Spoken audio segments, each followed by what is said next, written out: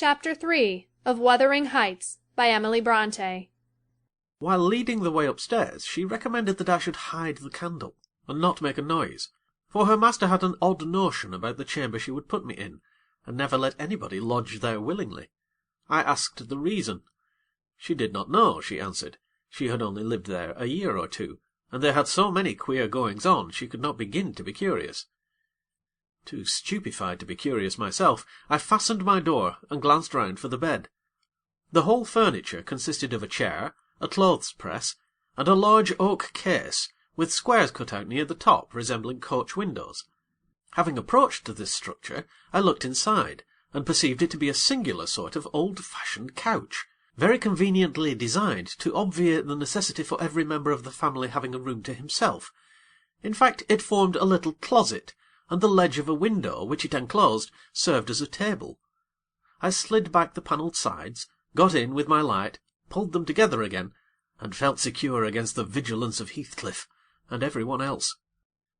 The ledge where I placed my candle had a few mildewed books piled up in one corner, and it was covered with writing scratched on the paint. This writing, however, was nothing but a name, repeated in all kinds of characters, large and small. Catherine Earnshaw, here and there varied to Catherine Heathcliff, and then again to Catherine Linton. In vapid listlessness, I leant my head against the window, and continued spelling over Catherine Earnshaw, Heathcliff, Linton, till my eyes closed. But they had not rested 5 minutes when a glare of white letters started from the dark, as vivid as spectres. The air swarmed with Catherines, and rousing myself to dispel the obtrusive name, I discovered my candle-wick reclining on one of the antique volumes, and perfuming the place with an odour of roasted calf-skin. I snuffed it off, and, very ill at ease under the influence of cold and lingering nausea, sat up and spread open the injured tome on my knee. It was a testament, in lean type, and smelling dreadfully musty. A fly-leaf bore the inscription, Catherine Earnshaw, her book, and a date some quarter of a century back. I shut it, and took up another, and another, till I had examined all. Catherine's library was select, and its state of dilapidation proved it to have been well used, though not altogether for a legitimate purpose. Scarcely one chapter had escaped, a pen-and-ink commentary, at least the appearance of one, covering every morsel of blank that the printer had left. Some were detached sentences. Other parts took the form of a regular diary, scrawled in an unformed, childish hand. At the top of an extra page, quite a treasure probably when first lighted on, I was greatly amused to behold an excellent caricature of my friend Joseph, rudely yet powerfully sketched.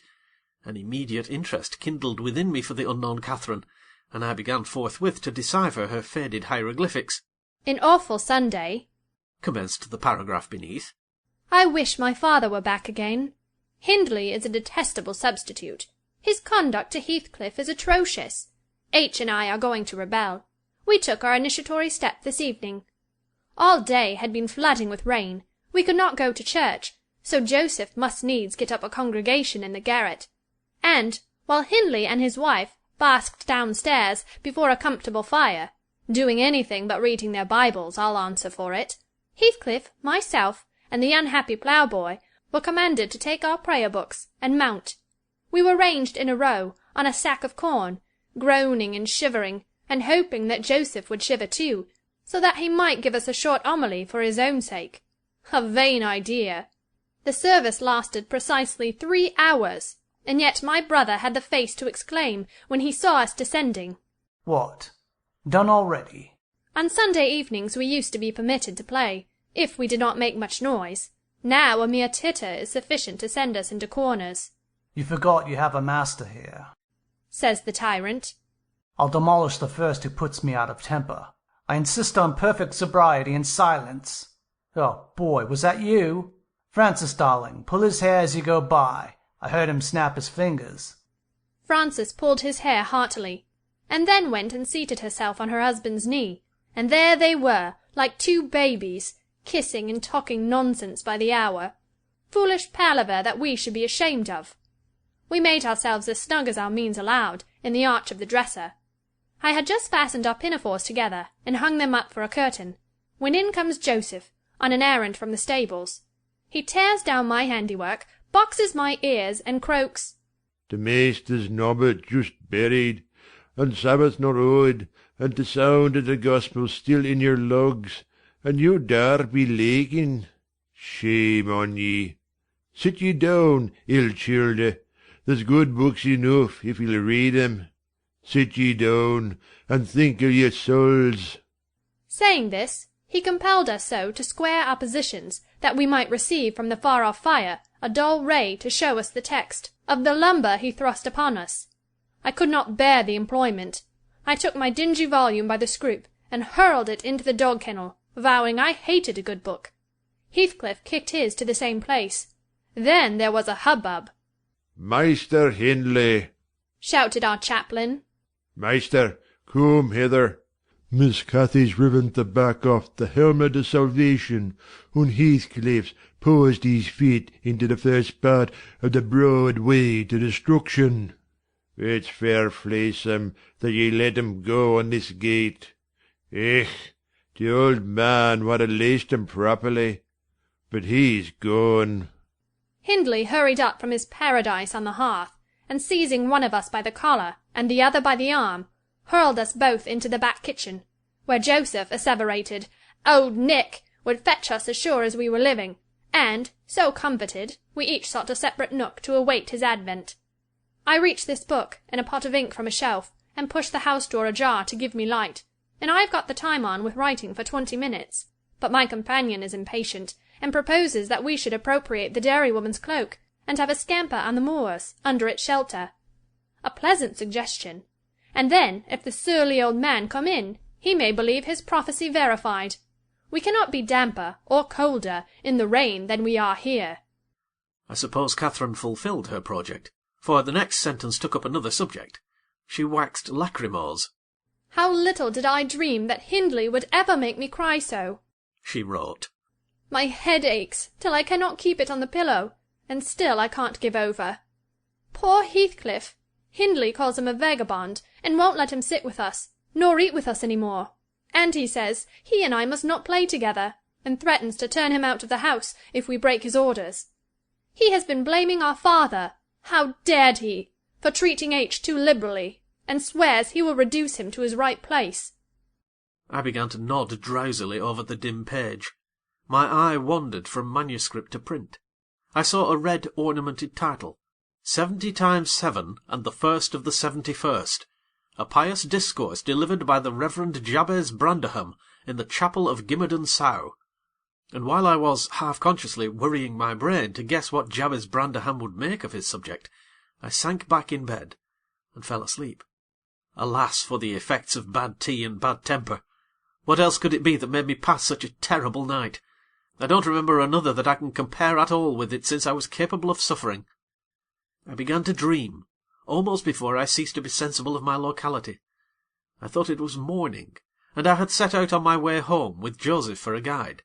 The snow lay yards deep in our road, and as we floundered on, my companion wearied me with constant reproaches that I had not brought a pilgrim's staff, telling me that I could never get into the house without one, and boastfully flourishing a heavy-headed cudgel, which I understood to be so denominated. For a moment I considered it absurd that I should need such a weapon to gain admittance into my own residence. Then a new idea flashed across me. I was not going there. We were journeying to hear the famous Jabez Branderham preach from the text 70 times 7, and either Joseph, the preacher, or I had committed the first of the 71st, and were to be publicly exposed and excommunicated. We came to the chapel. I have passed it really in my walks, twice or thrice. It lies in a hollow between two hills, an elevated hollow near a swamp, whose peaty moisture is said to answer all the purposes of embalming on the few corpses deposited there. The roof has been kept whole hitherto, but as the clergyman's stipend is only £20 per annum, and a house with 2 rooms, threatening speedily to determine into one, no clergyman will undertake the duties of pastor, especially as it is currently reported that his flock would rather let him starve than increase the living by 1 penny from their own pockets.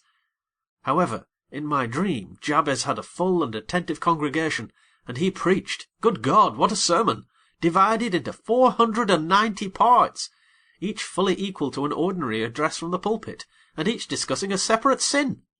Where he searched for them I cannot tell. He had his private manner of interpreting the phrase, and it seemed necessary the brother should sin different sins on every occasion. They were of the most curious character, odd transgressions that I never imagined previously. Oh, how weary I grew! How I writhed and yawned, and nodded, and revived! How I pinched and pricked myself, and rubbed my eyes, and stood up, and sat down again, and nudged Joseph to inform me if he would ever have done. I was condemned to hear all out. Finally he reached the 1st of the 71st. At that crisis a sudden inspiration descended on me. I was moved to rise and denounce Jabez Branderham as the sinner of the sin that no Christian need pardon. "Sir," I exclaimed, "sitting here within these 4 walls, at one stretch I have endured and forgiven the 490 heads of your discourse. 70 times 7 times have I plucked up my hat and been about to depart. 70 times 7 times have you preposterously forced me to resume my seat. The 491st is too much. Fellow martyrs, have at him! Drag him down, and crush him to atoms, that the place which knows him may know him no more." "Thou art the man," cried Jabez, after a solemn pause, leaning over his cushion. 70 times 7 times didst thou gapingly contort thy visage. 70 times 7 did I take counsel with my soul. Lo, this is human weakness. This also may be absolved. The 1st of the 71st is come. Brethren, execute upon him the judgment written. Such honour have all his saints. With that concluding word, the whole assembly, exalting their pilgrims' staves, rushed round me in a body, and I, having no weapon to raise in self-defence, commenced grappling with Joseph, my nearest and most ferocious assailant, for his. In the confluence of the multitude several clubs crossed. Blows aimed at me fell on other sconces. Presently the whole chapel resounded with rappings and counter-rappings. Every man's hand was against his neighbour, and Branderham, unwilling to remain idle, poured forth his zeal in a shower of loud taps on the boards of the pulpit, which responded so smartly that, at last, to my unspeakable relief, they woke me. And what was it that had suggested the tremendous tumult? What had played Jabez's part in the row? Merely the branch of a fir tree that touched my lattice as the blast wailed by, and rattled its dry cones against the panes. I listened doubtingly an instant, detected the disturber, then turned and dozed, and dreamt again, if possible still more disagreeably than before. This time I remembered I was lying in the oak closet, and I heard distinctly the gusty wind and the driving of the snow. I heard also the fir bough repeating its teasing sound, and ascribed it to the right cause, but it annoyed me so much that I resolved to silence it if possible, and, I thought, I rose and endeavoured to unhasp the casement. The hook was soldered into the staple, a circumstance observed by me when awake, but forgotten. "I must stop it nevertheless," I muttered, knocking my knuckles through the glass, and stretching an arm out to seize the importunate branch, instead of which my fingers closed on the fingers of a little ice-cold hand. The intense horror of nightmare came over me. I tried to draw back my arm, but the hand clung to it, and a most melancholy voice sobbed, "Let me in! Let me in!" "Who are you?" I asked, struggling meanwhile to disengage myself. "Catherine Linton," it replied shiveringly. Why did I think of Linton? I had read Earnshaw 20 times for Linton. "I'm come home. I lost my way on the moor." As it spoke, I discerned obscurely a child's face looking through the window. Terror made me cruel, and finding it useless to attempt shaking the creature off, I pulled its wrist onto the broken pane, and rubbed it to and fro till the blood ran down and soaked the bedclothes. Still it wailed, "Let me in!" and maintained its tenacious gripe, almost maddening me with fear. "How can I said at length. "Let me go if you want me to let you in." The fingers relaxed. I snatched mine through the hole, hurriedly piled the books up in a pyramid against it, and stopped my ears to exclude the lamentable prayer. I seemed to keep them closed above a quarter of an hour, yet the instant I listened again, there was the doleful cry moaning on. "Begone!" I shouted. "I'll never let you in, not if you beg for 20 years." "It is 20 years." mourned the voice. 20 years! I've been a waif for 20 years! Thereat began a feeble scratching outside, and the pile of books moved as if thrust forward. I tried to jump up, but could not stir a limb, and so yelled aloud in a frenzy of fright. To my confusion, I discovered the yell was not ideal. Hasty footsteps approached my chamber door. Somebody pushed it open with a vigorous hand, and a light glimmered through the squares at the top of the bed. I sat shuddering yet, and wiping the perspiration from my forehead. The intruder appeared to hesitate, and muttered to himself. At last he said, in a half-whisper, plainly not expecting an answer, "Is anyone here?" I considered it best to confess my presence, for I knew Heathcliff's accents, and feared he might search further if I kept quiet. With this intention I turned and opened the panels. I shall not soon forget the effect my action produced. Heathcliff stood near the entrance in his shirt and trousers, with a candle dripping over his fingers, and his face as white as the wall behind him. The first creak of the oak startled him like an electric shock. The light leaped from his hold to a distance of some feet, and his agitation was so extreme that he could hardly pick it up. "It is only your guest, sir," I called out, desirous to spare him the humiliation of exposing his cowardice further. "I had the misfortune to scream in my sleep, owing to a frightful nightmare. I'm sorry I disturbed you." "Oh, God confound you, Mr. Lockwood. I wish you were at the—" commenced my host, setting the candle on a chair because he found it impossible to hold it steady. "And who showed you up into this room?" he continued, crushing his nails into his palms, and grinding his teeth to subdue the maxillary convulsions. "Who was it? I've a good mind to turn them out of the house this moment." "It was your servant Zillah," I replied, flinging myself onto the floor and rapidly resuming my garments. "I should not care if you did, Mr. Heathcliff. She richly deserves it. I suppose that she wanted to get another proof that the place was haunted, at my expense. Well, it is, swarming with ghosts and goblins. You have reason in shutting it up, I assure you. No one will thank you for a doze in such a den." "What do you mean?" asked Heathcliff. "And what are you doing? Lie down and finish out the night since you are here, but for heaven's sake don't repeat that horrid noise. Nothing could excuse it unless you were having your throat cut." "If the little fiend had got in at the window, she probably would have strangled me," I returned. "I'm not going to endure the persecutions of your hospitable ancestors again. Was not the Reverend Jabez Branderham akin to you on the mother's side? And that minx, Catherine Linton, or Earnshaw, or however she was called, she must have been a changeling, wicked little soul. She told me she had been walking the earth these 20 years, a just punishment for her mortal transgressions, I've no doubt."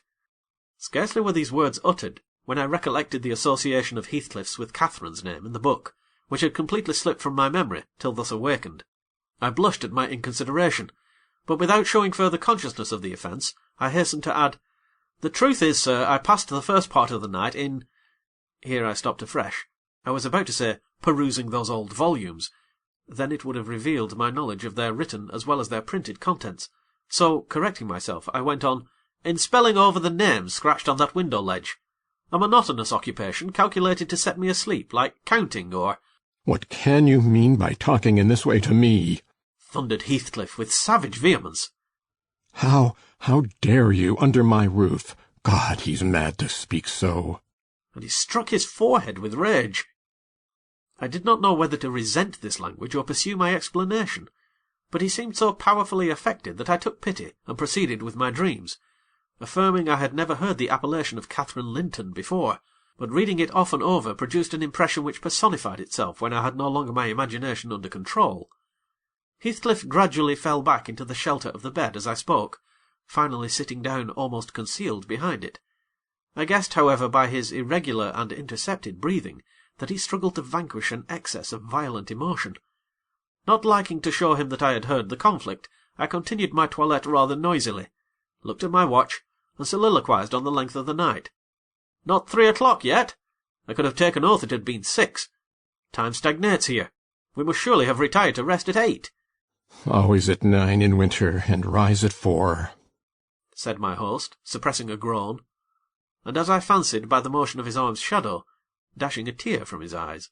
"Mr. Lockwood," he added, "you may go into my room. You'll only be in the way, coming downstairs so early, and your childish outcry has sent sleep to the devil for me." "And for me too," I replied. "I'll walk in the yard till daylight, and then I'll be off, and you need not dread a repetition of my intrusion.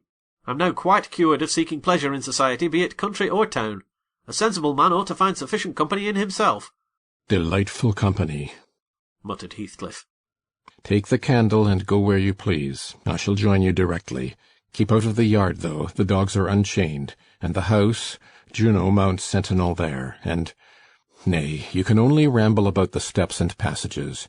But away with you. I'll come in 2 minutes. I obeyed, so far as to quit the chamber, when, ignorant where the narrow lobbies led, I stood still, and was witness, involuntarily, to a piece of superstition on the part of my landlord, which belied, oddly, his apparent sense. He got onto the bed, and wrenched open the lattice, bursting as he pulled at it into an uncontrollable passion of tears. Come in, he sobbed. Cathy, do come. Oh, do, once more. Oh, my heart's darling, hear me this time, Catherine, at last. The spectre showed a spectre's ordinary caprice. It gave no sign of being, but the snow and wind whirled wildly through, even reaching my station, and blowing out the light. There was such anguish in the gush of grief that accompanied this raving, that my compassion made me overlook its folly, and I drew off, half angry to have listened at all, and vexed at having related my ridiculous nightmare, since it produced that agony, though why was beyond my comprehension. I descended cautiously to the lower regions, and landed in the back kitchen, where a gleam of fire, raked compactly together, enabled me to rekindle my candle. Nothing was stirring, except a brindled grey cat, which crept from the ashes, and saluted me with a querulous mew. 2 benches, shaped in sections of a circle, nearly enclosed the hearth. On one of these I stretched myself, and Grimalkin mounted the other. We were both of us nodding ere anyone invaded our retreat, and then it was Joseph, shuffling down a wooden ladder that vanished in the roof, through a trap, the ascent to his garret, I suppose. He cast a sinister look at the little flame which I had enticed to play between the ribs, swept the cat from its elevation, and, bestowing himself in the vacancy, commenced the operation of stuffing a 3-inch pipe with tobacco. My presence in his sanctum was evidently esteemed a piece of impudence too shameful for remark. He silently applied the tube to his lips, folded his arms, and puffed away. I let him enjoy the luxury unannoyed, and after sucking out his last wreath and heaving a profound sigh, he got up and departed as solemnly as he came. A more elastic footstep entered next, and now I opened my mouth for a good morning, but closed it again, the salutation unachieved, for Hareton Earnshaw was performing his orison sotto voce in a series of curses directed against every object he touched, while he rummaged a corner for a spade or shovel to dig through the drifts. He glanced over the back of the bench, dilating his nostrils, and thought as little of exchanging civilities with me as with my companion the cat. I guessed by his preparations that egress was allowed, and, leaving my hard couch, made a movement to follow him. He noticed this, and thrust at an inner door with the end of his spade, intimating by an inarticulate sound that there was the place where I must go, if I changed my locality. It opened into the house, where the females were already astir, Zillah urging flakes of flame up the chimney with a colossal bellows, and Mrs. Heathcliff kneeling on the hearth, reading a book by the aid of the blaze. She held her hand interposed between the furnace heat and her eyes, and seemed absorbed in her occupation, desisting from it only to chide the servant for covering her with sparks, or to push away a dog, now and then, that snoozled its nose over-forwardly into her face. I was surprised to see Heathcliff there also. He stood by the fire, his back towards me, just finishing a stormy scene with poor Zillah, who ever and anon interrupted her labour to pluck up the corner of her apron and heave an indignant groan. "And you worthless—" he broke out as I entered, turning to his daughter-in-law, and employing an epithet as harmless as duck or sheep, but generally represented by a dash. "There you are at your idle tricks again. The rest of them do earn their bread. You live on my charity. Put your trash away and find something to do. You shall pay me for the plague of having you eternally in my sight. Do you hear, damnable jade?" "I'll put my trash away, because you can make me if I refuse," answered the young lady, closing her book and throwing it on a chair. "but I'll not do anything, though you should swear your tongue out, except what I please." Heathcliff lifted his hand, and the speaker sprang to a safer distance, obviously acquainted with its weight. Having no desire to be entertained by a cat-and-dog combat, I stepped forward briskly, as if eager to partake the warmth of the hearth, and innocent of any knowledge of the interrupted dispute. Each had enough decorum to suspend further hostilities. Heathcliff placed his fists, out of temptation, in his pockets. Mrs. Heathcliff curled her lip, and walked to a seat far off, where she kept her word by playing the part of a statue during the remainder of my stay. That was not long. I declined joining their breakfast, and at the first gleam of dawn took an opportunity of escaping into the free air, now clear and still, and cold as impalpable ice. My landlord hallooed for me to stop ere I reached the bottom of the garden, and offered to accompany me across the moor. It was well he did, for the whole hill back was one billowy white ocean, the swells and falls not indicating corresponding rises and depressions in the ground. Many pits at least were filled to a level, and entire ranges of mounds, the refuse of the quarries, blotted from the chart which my yesterday's walk left pictured in my mind. I had remarked on one side of the road, at intervals of 6 or 7 yards, a line of upright stones, continued through the whole length of the barren. These were erected and daubed with lime on purpose to serve as guides in the dark, and also when a fall like the present confounded the deep swamps on either hand with the firmer path. But, excepting a dirty dot pointing up here and there, all traces of their existence had vanished, and my companion found it necessary to warn me frequently to steer to the right or left, when I imagined I was following correctly the windings of the road. We exchanged little conversation, and he halted at the entrance of Thrushcross Park, saying I could make no error there. Our adieux were limited to a hasty bow, and then I pushed forward, trusting to my own resources, for the porter's lodge is untenanted as yet. The distance from the gate to the Grange is 2 miles. I believe I managed to make it 4, what with losing myself among the trees, and sinking up to the neck in snow, a predicament which only those who have experienced it can appreciate. At any rate, whatever were my wanderings, the clock chimed 12 as I entered the house, and that gave exactly an hour for every mile of the usual way from Wuthering Heights. My human fixture and her satellites rushed to welcome me, exclaiming tumultuously they had completely given me up. Everybody conjectured that I perished last night, and they were wondering how they must set about the search for my remains. I bid them be quiet, now that they saw me returned, and, benumbed to my very heart, I dragged upstairs, whence, after putting on dry clothes, and pacing to and fro 30 or 40 minutes to restore the animal heat, I adjourned to my study, feeble as a kitten, almost too much so to enjoy the cheerful fire and smoking coffee which the servant had prepared for my